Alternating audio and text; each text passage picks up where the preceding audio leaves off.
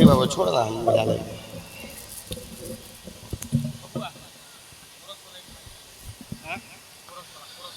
बोलिए श्री यज्ञ पुरुष भगवान की, बोलिए आचार्य जी महाराज की, राम रसिक बाबा की, बचन जी बाबा की, गांव के देवी देवता की। हरि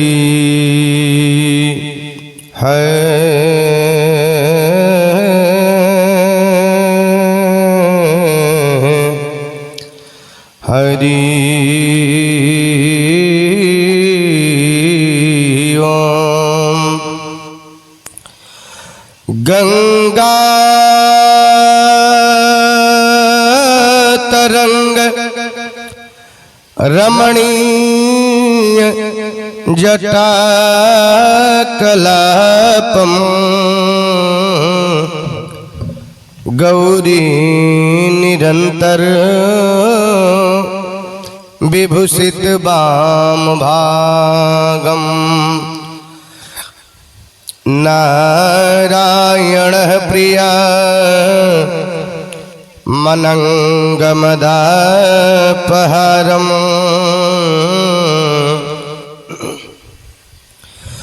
वाराणसी पुरपतिम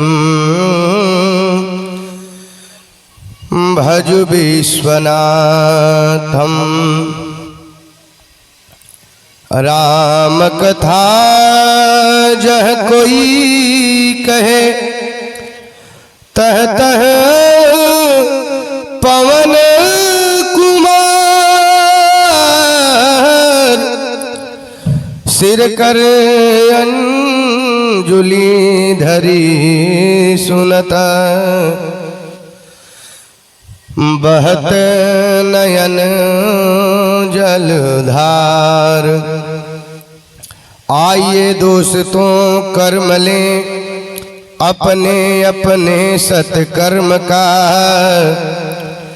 आइए दोस्तों कर्म लें अपने अपने सत्कर्म का। एक बार बुलंदी के साथ में जयकारी आप लोग सब लोग लगाइएगा। एक बार भक्तों बोल दे जय जय सनातन धर्म का। बोलिए सत्य सनातन धर्म की, बोलिए सत्य सनातन धर्म की। भारत माता की, भारत माता की। परम आराध्य परमात्मा अखिल नायक पारब्रह्म परमेश्वर करुणालय वरुणालय राजराजेश्वर मर्यादा पुरुषोत्तम दशरथ नंदन कौशल किशोर राजा राम जी, अम्बा परम्बा जगदम्बा आदिशक्ति श्री शक्ति सर्वेश्वरी अखिलेश्वरी मातेश्वरी दुर्गेश्वरी श्री दुर्गा मैया, काली मैया, लक्ष्मी मैया, सहस्त्राणी ब्रह्माणी जिनका नाम है, एवं शशांक शेखर प्रलयंकर भयंकर भूत बावन भगवान भोलेनाथ, आशुतोष अवघड़दानी अनाथों के नाथ, दीनों के नाथ, काली कमली वाले बाबा विश्वनाथ जी, ब्रह्मनिष्ठ वेदांत विक्रम बाहुबली ब्रह्मचारी, अनंत बलवंत संत श्री हनुमंत लाल जी महाराज। आप सभी के श्री चरणों में इस बालक हलचल का नमन स्वीकार हो। मंच पर विराजमान आदरणीय हमारे बचन जी बाबा एवं समस्त विद्वत एवं हमारे महाराज जी, सबको कोट सह नमन। दूर दराज से आए हुए पिता तुल्य बुजुर्गों, समवयस्क बंधुओं, माताएं एवं बहनें, सबको कोट सह नमन। आइए अपने मन एवं वाणी को पवित्र करने के लिए 2 बार हम लोग भगवान का नाम लें और उसके बाद बड़ी सुंदर आप लोग को कथा सुनाने का प्रयास करेंगे। और यदि आर्गन वाले भैया और नाल वाले भैया यदि हमारे आवाज को सुन रहे हैं तो थोड़ा मंच पर आ जाइए। जय श्रीमान नारायण, उठाइए इसको। हाँ, यदि आर्गन वाले भैया हमारे आवाज को सुन रहे हैं तो यथाशीघ्र मंच पर आने का कृपा करें। आइए 2 बार हम लोग भगवान का नाम लें, उसके बाद बड़ी सुंदर आप लोग को कथा सुनाने का प्रयास करेंगे।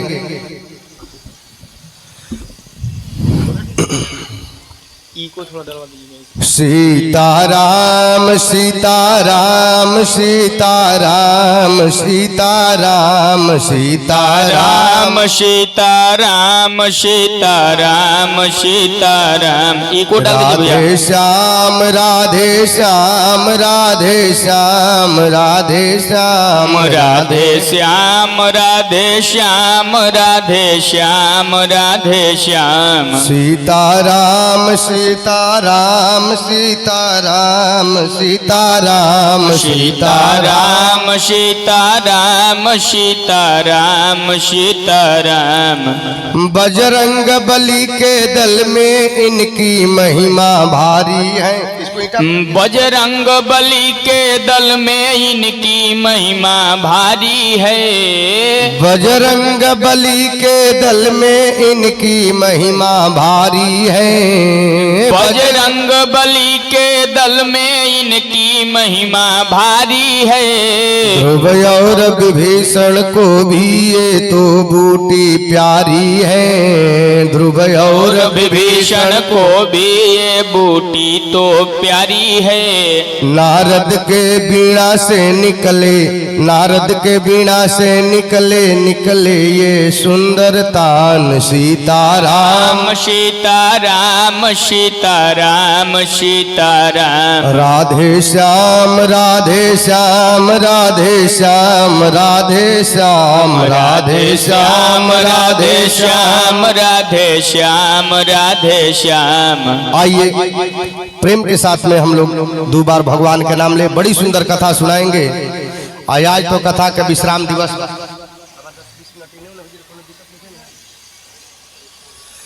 आइए प्रेम के साथ में दो बार हम लोग बड़ी सुंदर एक कथा सुनाने का प्रयास करेंगे और हमको उम्मीद है कि बहुत बढ़िया आप लोग को लगेगा। शिव विवाह राम विवाह के तो हम स्पेशलिस्ट हैं, लेकिन आइए अलग थोड़ा हट करके हम कथा सुना रहे हैं। आज चूंकि कथा का जो है विश्राम दिवस भी है, बड़ी सुंदर एक बात याद आ गया। 1943 ईस्वी की घटना है। एक बार जब हमारा देश अभी गुलाम था, उस टाइम जो है हमारे देश के एक नौजवान खड़ा हुआ और खड़ा होकर के गांव गांव में चंदा मांगने लगा घूम घूम करके, और एक पार्टी बनाया। उस पार्टी का नाम दिया गया आजाद हिंद फौज। आप लोग जानते होंगे कौन थे उनका अध्यक्ष। तो आजाद हिंद फौज का जब पार्टी बन गया, अब बनने के 2-4 साल के बाद जो है गुम हो गए जब सुभाष जी, तो उस पार्टी में दूसरे लोग जो है चंदा मांगते मांगते उनके घर पर आ गए। अपना घर तो छोड़ चुके थे, और जब घर पर आ गए तो वो झोपड़ी में बुढ़िया एक रह रही थी। वो लोग पहचाने नहीं कि ये कौन है। वो लोग भी अपना घर छोड़ करके दूसरे जगह रहने लगे। जब रहने लगे तो लोगों ने आवाज लगाया, माता जी कोई है इस घर में? तो एक बुढ़िया आई। बुढ़िया का जो है बाल जो है झड़ चुका था, बाल पक चुका था। वस्त्र उस टाइम का खादी जो है चलता था, वही चरखा वाला। आप लोग खुद ही जानते होंगे कैसा वस्त्र था, आज वाला ये नहीं था। बुढ़िया माई जो है माथे पर पल्लू रख करके और रोते हुए घर से बाहर आई। कही बेटा आजाद, क्या तू आ गए? तब तलक से देखती है कि इसमें मेरा बेटा नहीं है। तो बुढ़िया से लोगों ने पूछा, माता जी हम लोग चंदा के लिए आए हैं, क्या आपके पास कुछ चंदा है? बाहरे भारत की बेटी, बाहरे भारत की माँ बुढ़िया रोते हुए कही, बेटा मेरे पास तो चंदा नहीं है। तब तलक से उस बुढ़िया को दिखाई दिया एक झोपड़ी में जो है एक फोटो लगा हुआ था, और फोटो जो है झोल मकड़ा से जो है फोटो दिखाई नहीं दे रहा था कि वो फोटो है किसका। अब फोटो का जो फ्रेम है वो सोने से मढ़ा गया था। बुढ़िया माई जब लोग जाने लगे, एक उत्तर प्रदेश में बहुत पहले गीत गाते थे, अरे कि माई हो ललनवा दे दो, बहिनी हो बीरनवा दे दो, अरे देशवा के बचावे खातिर, अरे सजनी हो से नुरवा दे दो, माई हो ललनवा दे दो। इस देश को बचाने के लिए माताएं जो है, बहनें जो है भाई क्या कर रही हैं? तब तलक से बुढ़िया माँ ने कही कि बेटा ये जो दिखाई दे रहा है ना, इस फ्रेम को फोड़ दो। लोगों ने कहा इस फ्रेम को क्यों फोड़ेंगे? तो बुढ़िया माई ने कही कि उतार करके हमको दे दो। बुढ़िया को फ्रेम को उतार करके दिया गया। हाथ में ली बुढ़िया ने जमीन पर पटक दिया और पटकने के बाद सोने का फ्रेम जो है कही कि भैया ये फ्रेम ले लो। और जब फ्रेम हट गया, फोटो जब साफ दिखने लगा तो लोगों ने देखा कि ये फ्रेम किसी और का नहीं है, इस पार्टी का जो मुखिया है उस मुखिया सुभाष चंद्र बोस का फ्रेम लगा हुआ है। अब बुढ़िया माई रो रही है। लोगों ने कहा माँ अरे ये तो आजाद चंद्रशेखर आजाद का फ्रेम है, इसको क्यों फोड़ दिया? बुढ़िया रो करके कही बेटा मेरा बेटा लग रहा है कि मर गया है, तो यदि मेरा बेटा मर गया है तो देश के काम तो आ गया, यदि ये सोने का फ्रेम भी मेरा देश के काम आ जाएगा तो मैं अपने को धन्य धन्य समझूंगी, मैं अपने को धन्य धन्य समझूंगी। ऐसी हमारी भारत की माँ होती है। एक बार की बात बता रहे हैं, एक बार हमारे सुभाष चंद्र बोस जी गए थे विदेश में और वहां पर एक क्राउन पार्क था, वहां पर जर्मन के हिटलर बैठा हुआ था। जर्मन के हिटलर ने पूछा भाई साहब ये कैसा महसूस कर रहे हो? नेताजी कहे बहुत बढ़िया। तो नेताजी ने प्रश्न किया उस जर्मन के हिटलर से, पूछे हिटलर साहब ये बताइए यदि आपका जन्म इस जर्मनी में नहीं हुआ होता तो किस देश में पैदा लेना पसंद करते? हिटलर ने कहा नेताजी से भाई साहब यदि मेरा जन्म इस जर्मन में नहीं हुआ होता तो मैं अमेरिकन बन जाना पसंद करता। हिटलर से पूछे क्यों? कहे इसलिए कि अमेरिका जो है विश्व का सबसे महंगा देश है। कहे अच्छा मान लो यदि वहां पर तुम्हारा जन्म नहीं हुआ होता तब? कहे तो हम चाइनीज बन जाना पसंद करते, हम इंग्लैंडियन बन जाना पसंद करते, हम रूसियन बन जाना पसंद करते। लेकिन तब तलक से जर्मन के हिटलर ने नेताजी से पूछ दिया नेताजी आप कई बार हमसे पूछ दिए इस देश में जन्म नहीं हुआ होता कहां पर जन्म लेना पसंद करते? इस देश में जन्म नहीं हुआ होता तो कहां पर जन्म लेना पसंद करते? एक बात बताइए यदि आपका जन्म इस भारत में नहीं हुआ होता तो किस देश में जन्म लेना पसंद करते? बाहर सुभाष चंद्र बोस। सुभाष चंद्र बोस ने कहा अरे हिटलर कान खोल करके सुन लो, यदि मेरा जन्म इस भारत में नहीं हुआ होता तो मैं चुल्लू भर पानी में डूब करके मर जाना पसंद करता, लेकिन दूसरा देश में जन्म लेना पसंद नहीं करता। ये हमारे देश की रिवायत है, ये हमारे देश की संस्कृति है, ये हमारे देश की सभ्यता है। ये पहले के नेता थे, आजकल के नेता लायक होके का करबा, नलायक होके का करबा, राजनीति में उतर के जब देश के लूटला ना तब विधायक होके का करबा। आइए बड़ी सुंदर एक कथा देशभक्त का कथा सुना रहे हैं। रामचरितमानस में एक बार तुलसी बाबा से लोगों ने प्रश्न किया, बड़ी आप लोग कम हैं लेकिन कमजोर नहीं है, आप बड़ी गंभीरता से सुन रहे हैं, बड़ी आनंद आ रहा है। एक बार तुलसी बाबा से लोगों ने प्रश्न किया तुलसी बाबा ये बताइए धर्म क्या है? ध्यान से सुनिएगा बाबा, बड़ी आनंद आएगा। हो सके तो थोड़ा और आगे आप लोग आ जाइएगा तो और आनंद आएगा, क्योंकि जब वक्ता श्रोता से जब चेहरा मिलता है तो लगता है कि हाँ। तो तुलसी बाबा से एक बार लोगों ने प्रश्न किया, ए तुलसी बाबा थोड़ा सा आगे आप लोग, हाँ पीछा से भी आगे आ जाइएगा, ये बताइए धर्म क्या है? ध्यान से सुनिएगा माताएं बहनें। एक आदमी खड़ा हो गया, कहा महाराज यज्ञ कराना धर्म है। दूसरा खड़ा हो गया, कहा कि ये भी धर्म है, लेकिन इससे बड़ा धर्म बताइए। एक आदमी ने कहा कि किसी लड़की को शादी करवा देना। बताइए आप लोग जो पीछे बैठी हैं आगे आ जाइए आप लोग। हाँ यज्ञ करवा देना, लड़की का कन्यादान कर देना, किसी का शादी करवा देना, गरीब आदमी का मदद कर देना, ये सब धर्म है। तब एक आदमी खड़ा होकर के तुलसी बाबा से प्रश्न किया, बाबा ये बताइए सब तो धर्म है लेकिन सबसे बड़ा धर्म क्या है? ध्यान से सुनिएगा, ये सब धर्म है, परिक्रमा करना, ब्राह्मण को खिलाना, दान करना, पोखरा खुदवा देना, विद्यालय बनवा देना, यज्ञ करवाना, दान करना, सब धर्म है। लेकिन सब धर्म में बड़ा धर्म क्या है?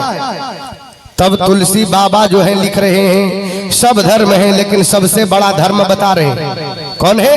कहे एक ही धर्म है, कोई पूजा करने की जरूरत नहीं है इस धर्म में, तो करना क्या है। तब तुलसी बाबा लिख रहे हैं, हो गया बाबा चालू।